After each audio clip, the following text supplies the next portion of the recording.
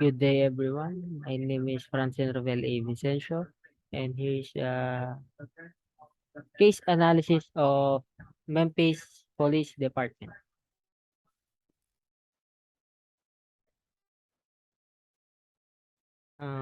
First is to identify how the opportunity was defined and explain why this solution was feasible. The opportunity was identified during the cafeteria summit when the discussed growing concern citizens, the increased crime rate, the police department's frozen budget, with a key member of the organized crime unit, District Attorney General Bill Gibson, and Dr. Richard Janikowski.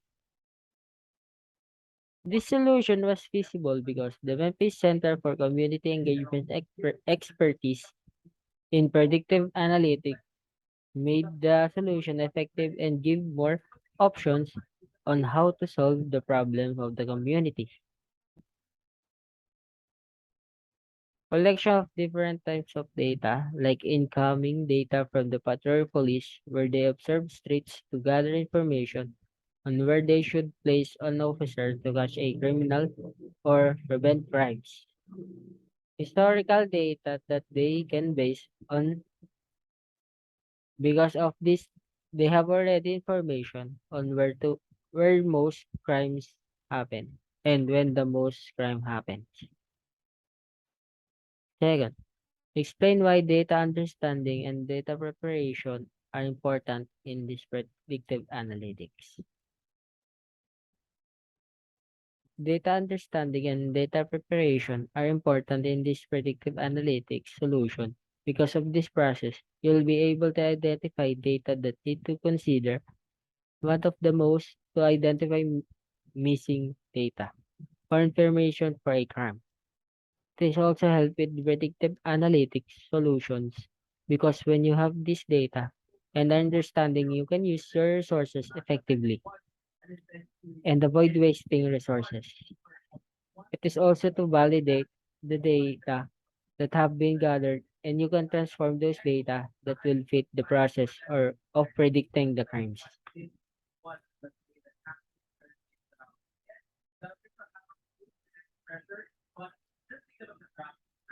Third, what was used as the basis of for the pilot program? The basis used for the pilot program is the shared pre-crime data with Janikowski and his colleagues.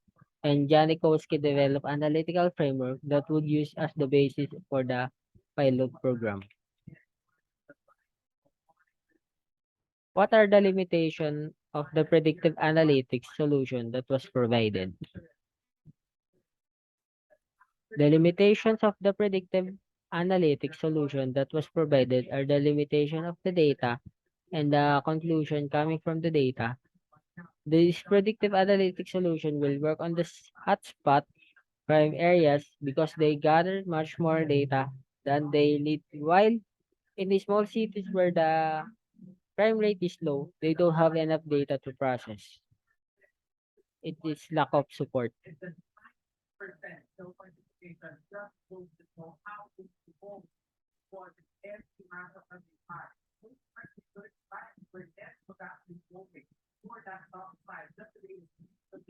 How was analytics culture built at Memphis PD?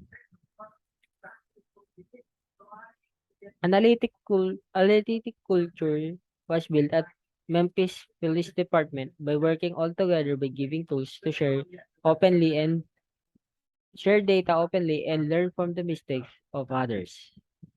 Memphis Police Department intends to encourage officers or other officials to work with other officers to make the relationships in the Memphis Police Department stronger.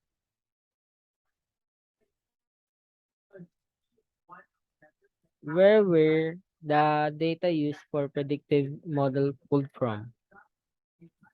The use for predictive modeling is pulled from the Memphis Police Department, which is shared data openly with all officers.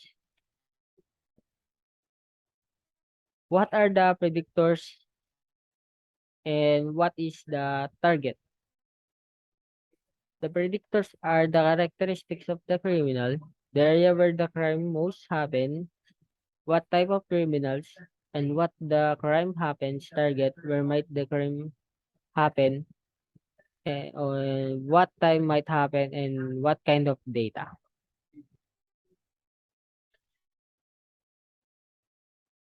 And last one is the what is expected from the predictive model. The expected result from the predictive model is to make sure the crime rate decrease and avoid violent crimes. And creating crimes pattern to guide police departments where to dispatch police officers and takes action. And that's all for today. Thank you.